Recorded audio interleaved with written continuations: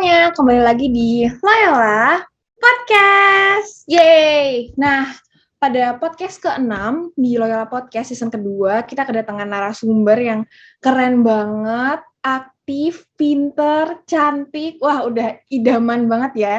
Biar nggak kepo, mungkin bisa langsung memperkenalkan diri nih. Silakan.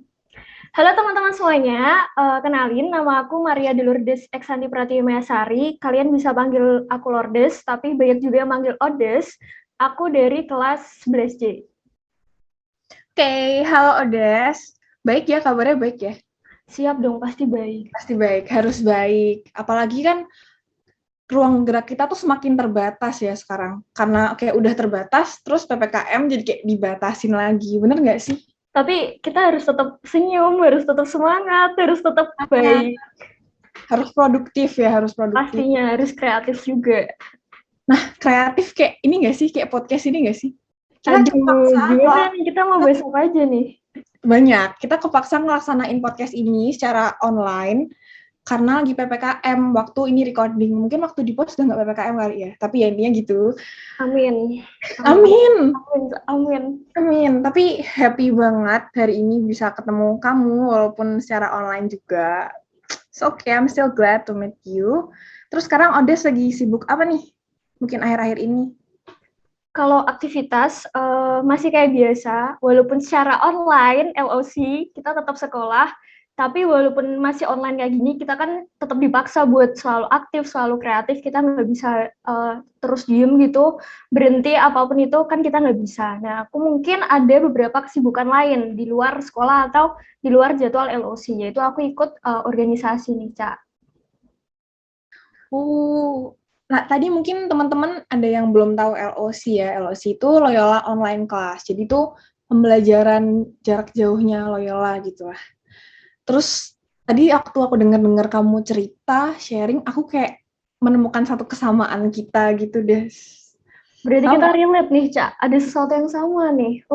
Benar-benar. Mengena sekali. Kita berdua sama-sama di organisasi ya. Walaupun aku mungkin di organisasi sekolah, kamu di organisasi luar. Iya, di luar sekolah. Ngomong-ngomong organisasi, mungkin Odes bisa ceritain dulu Odes di organisasi apa, sebagai apa, terus ngapain gitu ya, biar teman-teman tuh tahu gitu base-nya kita apa. Oke, organisasi yang aku ikutin mungkin bukan sebuah organisasi yang memang benar-benar udah terkenal dan banyak orang yang tahu. Jadi mungkin cuma beberapa kancah pemerintahan atau kancah dinas aja yang tahu. Jadi organisasi ini itu namanya Forum Anak. Dan mungkin secara mudahnya organisasi ini adalah sebuah mitra pemerintah untuk menjadi jembatan nih antara anak-anak dan pemerintah, entah itu komunikasinya, relasinya, keinginan, apapun itu. Karena logikanya anak-anak apalagi masih kecil-kecil itu kan belum tentu semuanya berani buat ngomong secara langsung kepada pemerintah, apalagi bahkan kadang kalau kita lagi LOC pun kita mau on mic sekedar ngomong aja gitu, paham Pak, paham Bu, gitu kadang kan juga masih takut, masih ragu nih on mic apa enggak nih. Nah, makanya dibentuklah organisasi ini. Jadi organisasi ini juga itu udah ada dari tingkat kelurahan, desa, kabupaten, kota, provinsi, bahkan sampai nasional. Dan kita sebagai mitra pemerintah itu dibawahi atau dinaungi oleh DP3A. DP3A itu merupakan singkatan dari Dinas Pemberdayaan Perempuan dan Perlindungan Anak di setiap daerah. Bahkan kalau sampai di tingkat nasional itu dibawahi langsung sama Kementerian Pemberdayaan Perempuan dan Perlindungan Anak. Nah, kalau dari aku sendiri nih, itu aku ikut pertama kali juga mulai dari kota. Di kota aku jadi divisi, terus aku jadi ketua sekarang. Di provinsi aku jadi sekretaris, dan di nasional ini udah boleh dipublikasikan nih jabatan aku apa. Aku jadi wakil 1 di nasional. Kayak gitu sih, Cak. Oh my God, keren banget. Kayak aku dengernya dia di kota jadi ketua, terus di provinsi jadi sekretaris, terus habis itu jadi wakil 1. Tangan sih, tangan online buat Odes. Sibuk banget nggak sih pasti kalau kayak gitu? Kalau aku mau ngomong sibuk tuh kesannya kayak menyombongkan diri gitu loh, Cak. Kayak gak enak ngomong sibuk gitu tuh. Aduh, ya gimana ya? Jadi mungkin bisa dikatain produktif lah. Produktif, tapi sibuk kan sebenarnya. Maksudnya dibandingin sama padet. padat. Iya benar. Terus berarti tiap hari harus bisa bagi waktu gitu-gitu. Kalau menurut kamu yang paling susah apa nih? Sama sih, Cak, mungkin bagi waktu sih ya, karena kan nggak mungkin setiap acara yang kita lakuin tuh kayak terkoordinasi atau waktunya tuh bisa kayak berjalan dengan lancar. Pasti kan ada yang crash atau tabrakan atau bahkan kita harus triple ikut acara gitu, pasti ada. Nah, mungkin Iya, itu. iya. Nih, aku tuh pernah ada beberapa acara gitu. Jadi telinga kanan itu pakai earphone buat dengerin rapat, telinga kiri itu pakai earphone buat dengerin apa gitu, sama pakai headphone. Jadi triple, harus dipaksa kayak gitu. Nah, itu mungkin sesuatu yang emang challenging tapi menarik juga. Agak konyol dikit sih sebenarnya. Tapi itu bisa dengerin. Maksudnya kayak 3 source tuh Ya, sebenarnya beberapa fokus, beberapa enggak gitu. Tapi fokusnya ya, lebih ke pindah-pindah gitu nggak sih? ya pastinya dong Pernah pindah. sih kayak gitu. Tapi itu bikin kayak harus di satu sisi fokus yang A, fokus yang B, fokus yang A, fokus yang Ya. B gitu Jadi kan. kayak kepencar-pencar gitu. Tapi menantang, Cak. Iya, iya. Terus kadang-kadang kalau misalnya karena kita di organisasi ini terus jadi nggak begitu apa ya istilahnya? Masa mau dibilang suung gitu nggak sih? Kita jadi kayak produktif, lebih banyak kegiatan gitu kan. Pastinya, karena kadang sebuah organisasi itu kan punya emang apa ya, kayak rencana kegiatan atau pasti ada beberapa waktu di mana emang kita udah apa ya terbiasa untuk melakukan. Misalkan kalau 17-an ya ada kegiatan apa, kalau misalkan hari Valentine ada kegiatan apa. Sama sih sebenarnya kalau dari DKKL kan juga melakukan beberapa kegiatan-kegiatan yang mungkin itu juga sebuah kegiatan rutin. Nah, kalau misalkan di organisasiku tuh juga ada beberapa kegiatan rutin, tapi kalau di organisasiku itu mungkin kita lebih ngikutin ke jadwalnya pemerintah, karena kan kita bermitra dengan pemerintah, pasti kita akan mengikuti apa ya jadwalnya mereka, regulasinya mereka, itu pasti kita juga ngikutin alurnya mereka, gitu sih, Cak. Hmm. Terus waktu selama berorganisasi ini, ada nggak sih pengalaman yang menurutmu paling berkesan buat kamu gitu? Udah berapa lama juga di organisasi? Oke, kalau aku itu sebenarnya joinnya secara formal jadi pengurus itu dari tahun 2017, tapi karena kebetulan orang tua tuh juga berkecimpung di dunia yang sama atau dunia anak-anak gitu sama kayak aku. Jadi aku mulai kenal organisasi ini sebenarnya juga udah dari kecil, dari TK, dari bocil-bocil gitu udah dikenalin sama organisasi. Organisasi. Wow. Terus apa ya? Dari tahun 2017 itu pasti kan sekarang 2021 pasti kan udah 4 tahun dan itu bukan waktu yang singkat, bukan waktu yang singkat. 4 tahun adalah waktu yang panjang. Ada banyak pengalaman atau apa ya kegiatan yang emang udah aku ikutin, tapi ada beberapa kegiatan favorit itu ada 3 bagi aku yang apa ya benar-benar berkesan bagi aku dan pengalaman yang cukup menarik bagi aku. Yang pertama itu tiga-tiganya ini aku diundang jadi narasumber. Yang pertama itu aku jadi narasumber di TVRI, walaupun mungkin ya pasti kalian pernah lah ya lihat di lihat channel TVRI di TV kan Ya, juga pernah, ada. pernah dong. Nah, itu jadi narasumber buat peringatan Hari Anak Nasional. Itu tahun 2019-an dan aku lupa tepatnya kapan. Terus aku juga jadi narasumber ini di tingkat provinsi, kalau yang tadi tingkat kota, bareng sama Pak Ganjar. Jadi mungkin singkatnya ada beberapa program kerja atau gerakan yang diciptain sama pemerintah. Nah, untuk menyemarakkan kegiatan itu atau gerakan itu susah banget ngomong menyemarakkan ya.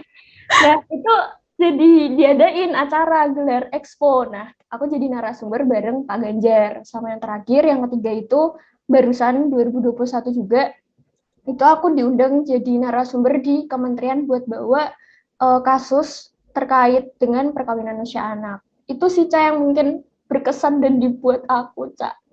Oke, oke. Kan kamu udah di organisasi ini secara resmi ya, 4 tahun, bener kan? Ya. Kamu pernah ngerasain organisasi waktu offline sama organisasi waktu online, bener? Oke, kalau aku juga pernah ngerasain, cuman mungkin beda waktu ya. Dulu waktu 2017, kamu kelas berapa berarti? 2017 tuh SMP Oh, kelas SMP. 7 ke kelas 8-an lah aku kurang tahu Hmm. tepatnya. Ya, berarti waktu deket-deket tahun itu juga, aku OSIS juga kan di SMP. Dan antara offline sama online berorganisasi tuh, aku jujur lebih suka offline. Tapi karena sekarang mau nggak mau harus online, jadi entah kenapa ini akhirnya dua-duanya aku bisa enjoy gitu, ya kan? Dengan caranya sendiri-sendiri gitu loh. Ada kayak yang offline asiknya ini, yang online asiknya ini gitu kan. Kalau kamu gimana? Sebenarnya emang aku setuju sih sama kamu, Cak. Karena kalau offline tuh feel-nya lebih kerasa, vibes-nya juga lebih kerasa gitu. Tapi karena ini COVID dan kita nggak mungkin keluar, pasti nanti kalau nekat keluar ya logikanya kena COVID, jadi kita nggak mungkin keluar kan. Nah, Aduh. jadi sesuatu yang emang asik bagi aku secara online ini adalah gimana caranya kita biar bisa muter otak, atau kayak gimana caranya kita bisa tetap apa ya, kembali beradaptasi dengan sesuatu yang sebenarnya nggak kita inginin, tapi kita juga harus tetap aktif. Jadi kan kita harus apa yang memunculkan inovasi baru mungkin, atau kreatif dalam mengolah kegiatan yang mungkin biasa offline, terus kita rolling jadi online. Kan pasti nggak cuma satu dua kegiatan yang apa ya, mudah buat dijalanin, proses yang mudah buat dijalanin, pasti kan juga ribet dari offline ke online. Ya, benar sih. Karena kayak biar kita tetap apa ya, tetap waras, tetap hidup gitu kan. Kita harus tetap produktif, tetap Walaupun di bawah tekanan, Cak. walaupun di bawah tekanan, dan tekanannya semakin banyak ya kalau online kayak dari sini sana sini, ya ampun. Kalau misalnya kamu sendiri, tantangan-tantangan terbesarmu selama di organisasi itu apa aja sih? Nah, mungkin ya ini review jujur nih. Mungkin Jujur. bagi mungkin bagi orang-orang atau anak-anak apalagi yang di LC ini yang anak organisasi yang punya jiwa-jiwa sosial yang tinggi, emang pasti sebuah organisasi itu punya benefit yang tinggi. Tapi kan di sisi lain itu banyak apa ya, rintangan, atau ibaratnya ketika kita mau sampai ke sebuah tujuan kan kita juga harus ngelewatin jalan, kita harus ngelewatin jalan yang berkelok-kelok. Nah, itu juga pasti banyak. Dan sama, mungkin dari 2017 sampai 2021 itu kan nggak sehari 2 hari, tapi hitungannya tahun. Dan gimana caranya kita apa yang nggak munafik, pasti ada di mana kita sampai di titik jenuh, atau kayak kita ada di titik yang bosen. Itu sih mungkin tantangan, karena kalau kita udah sampai di titik jenuh kan gimana ya, kita harus kembali motivasi diri kita buat tetap bisa memenuhi tanggung jawab, memenuhi sebuah komitmen, itu kan pasti juga tetap. Dan ya itu perjuangan, usaha yang menjadi rahasia dapur yang tidak kita Benar-benar. lihatkan kepada pemirsa semuanya, ya itu pasti banyak. Iya, benar-benar. Apalagi perjuangan-perjuangan itu tuh kadang nggak dilihat, ya emang nggak bisa dilihat orang sih menurutku. Yang dilihat kan juga kita yang sekarang gitu kan. Aku ngelihat Odes sekarang, aku mungkin awalnya cuma ngelihat, wah Odes keren ya bisa ikut organisasi ini, jadi ketua gini, jadi narasumber di mana-mana gitu kan. Cuman pasti di balik itu perjuangannya kayak wah banyak banget, panjang banget gitu. Biasanya tuh Terus ini nih, tadi kan kita ngomong jenuh-jenuh, bener ya? Apalagi banget jenuhnya sekarang nambah atau berkurang nih, Ondes? jenuh, semi-semi stres, semi-semi tertekan, semi-semi udah nggak tahu mau gimana lagi karena PPKM diperpanjang, Cak. Oh iya, benar, diperpanjang. Awalnya kayak, aku udah mau seneng gitu kalau udah mau akhir minggu. Wah, besok udah nggak PPKM, bisa gini. Terus habis itu diperpanjang, terus kayak, oke. Kayaknya kan udah ada kabar ya di Instagram, di Twitter gitu, tahun ajaran baru masuk sekolah lagi. Ini udah sebuah harapan yang besar, Terus tapi tiba-tiba ternyata jatuh. Aduh, terus kalau aku sendiri waktu kayak jenuh di rumah gitu, aku paling sering ngelakuin hobiku sih. Kamu juga nggak? Atau apa? Atau iya nggak? sih, dan hobiku berorganisasi. Jadi ya, Jadi lari-lari. iya. Tapi pasti pernah dong jenuh di organisasinya juga. Pastilah, nggak munafik, pasti adalah di mana kita apa ya, apalagi 4 tahun dan dari TK udah dikenalin sama organisasi, jadi kan nggak munafik, pasti kita juga kadang belajar kan ada titik capek atau titik jenuhnya pasti. Jadi itu adalah sesuatu yang memang sangat mungkin untuk terjadi, tapi kan kembali lagi ke diri kita, apakah kita bisa apa ya, mengikuti motivasi awal kita, terus kita tetap memenuhi tanggung jawab dan komitmen kita, itu kan tergantung lagi ke diri kita, apakah kita tetap mau stay di sini atau ya seperti itulah, Cak. Kadang perlu kayak keluar dari zona nyaman gak sih? Apalagi sekarang ya. Kalau aku, sekarang itu kita makin ada di tempat yang nyamannya kita gitu loh. Kita di rumah terus. Apalagi dulu waktu awal banget corona, aku jujur nggak pernah kemana-mana. Sekarang tuh adalah ke sekolah ngurus acara atau misalnya ke supermarket gitu-gitu kan.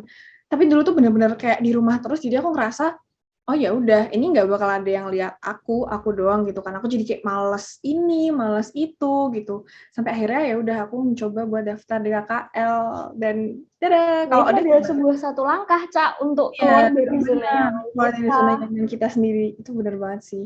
Dan lebih susah kalau online, ya nggak? Iya, karena kan mager, terus kita serba di kerangkeng dalam kamar ini, kita nggak boleh kemana-mana, jadi ya pasti jiwa mager kita tambah bertambah. Dan apalagi nih, mungkin kalau dari sisi pandang aku, jiwa sosial kita juga pasti juga berkurang, karena kan kita nggak ada interaksi sama orang lain. Bahkan mau keluar rumah aja takut, kalau Benar. misalkan COVID. Iya ya, kalau yang tentang jiwa sosial itu aku kerasa sih, karena waktu pertama kali akhirnya keluar dari rumah, itu tuh kerasa bedanya gitu loh, ketemu orang banyak, itu aku langsung kayak, I'm free, ye. Bebas akhirnya. iya, tapi Resilient. tapi ada kayak di titik-titik yang ada awkward, aneh. Dulu sempat kayak parno gitu ketemu sama orang-orang, ya nggak sih? Banget sih. Apalagi kalau di tempat tinggal aku itu, karena emang kebetulan juga deket sama posko yang kayak, apa ya, menampung isolasi itu loh, isolasi punyanya pemerintah. Jadi kan mau I keluar see. rumah aja kayak udah parno banget. Iya ya. Oke, mungkin dari tadi kita bahas proses-proses. Kalau misalnya dari aku sendiri, prosesku yang paling besar waktu karantina ini adalah mungkin di titik saat ini ya. Aku bisa kayak berani ngomong, aku bisa akhirnya bersosialisasi dan beradaptasi gimana caranya bersosialisasi secara online, harus kayak ngegunain cara dari A sampai Z buat komunikasi sama orang biar semua tuh tetap jalan, kita semua tetap keep in touch gitu sih. Kalau misalnya dari Ode sendiri, apa nih yang menurutmu progres dalam dirimu yang paling kerasa gitu? Kalau aku sih, karena aku emang orangnya susah buat beradaptasi dan apa ya, mungkin walaupun orang anggap aku orang yang humble dan apa ya, cukup gampang buat kenal sama sekitar aku, tapi fun fact-nya itu, aku orangnya emang cukup sulit dan butuh lama buat beradaptasi. Apalagi ketika offline, terus jadi online, kan kita apa ya, semuanya serba berubah, sekolah diubah ke online jadi LOC. Nah, sesuatu yang emang bener-bener sulit itu adalah gimana caranya aku buat bisa tetap menjalankan semuanya walaupun di sisi lain itu mungkin tertekan, stres itu pasti ada. Terus kayak ya semuanya itu gimana caranya kita bisa push itu dan kita tetap bisa kreatif, aktif, terus mungkin apa yang menjadi target kita itu tetap bisa kita gapai. Nah, itu yang sulit sebenarnya. Walaupun udah cukup lama kan kemarin kita dibohongin 2 minggu, sekarang udah berapa lama, Cak? Nah, Hampir itu 2 tahun. Dulu semua orang upload status dimanapun kayak see you 2 minggu lagi ya, libur terus dua habis tahun, Cak, 2 tahun. 2 tahun sampai sekarang gitu kan. Terus sebenarnya aku tuh juga orang yang introvert gitu loh. Kamu pernah tes nggak sih kamu introvert atau extrovert? Aku jujur juga lebih nyaman buat sendiri. Ibaratnya walaupun Hmm. relasi atau lingkup pertemananku bisa dikatakan cukup luas di luar sekolah mungkin ya. Tapi ya itu, sebenarnya juga aku ngerasa, apa aku juga introvert ya? Karena aku juga ngerasa lebih nyaman sendiri. Tapi kok tidak relate dengan sekitar saya. Jadi ya bisa dikatakan tengah-tengah lah gitu. Hmm. Kalau aku pernah ambil tes sih yang tahu kepribadian, terus aku juga kaget sebenarnya kok ternyata aku introvert. Cuman kalau misalnya itu aku lebih nganggepnya aku emang butuh waktu buat sendiri gitu loh, ya nggak sih? Menurut aku juga hampir semua orang butuh waktu buat sendiri. Iya pasti, entah buat ngembangin diri kita sendiri, entah buat istirahat, buat apa aja gitu kan. Oke, kalau misalnya dari Odes, tadi kita udah bahas panjang kali lebar tentang organisasi, aktif, pede, keluar dari zona nyaman gitu kan. Dibohongin 2 minggu, Cak. Dibohongin 2 minggu, masih di sini ya, masih di hati. Kalau misalnya dari Odes sendiri, ada nggak nih tips buat teman-teman? Jadi teman-teman lain juga bisa ikut aktif, ikut apa ya, berpartisipasi gitu. Oke, mungkin karena aku ngerasa ketika aku mempublish apa yang aku capai itu banyak orang yang kayak nge-replay, nggak jarang teman-teman bahkan juga guru kayak wow bisa segitu ya. Itu adalah sebuah perjuangan yang apa ya panjang. Jadi kalau misalkan ada kesempatan atau apapun itu tolong diambil, nggak peduli itu sekecil apa atau sesederhana apa, karena kesempatan yang mungkin belum berarti saat itu bagi kalian, itu mungkin bisa menghantarkan kalian ke sebuah titik di mana sebelumnya kalian nggak pernah mikir buat bisa berdiri di titik itu dan sampai di titik yang mungkin memuaskan bagi diri kamu dan itu cukup tinggi di mata orang lain. Kayak gitu sih, Cak. Kesempatan-kesempatan yang harus diambil ya. Sebenarnya kesempatan kayak ada di dekat kita, tapi kadang Di kita, mana-mana, iya, lagi-lagi kita kehalang sama rasa malas. takut, mager. Nggak Kadang kan pede. susah buat keluar dari zona nyaman kan? Kalau kamu sendiri ada nggak sih yang kamu tuh sempat ngerasa kayak nggak pede sama dirimu sendiri, atau mungkin nggak mau ngambil kesempatan yang ini gitu?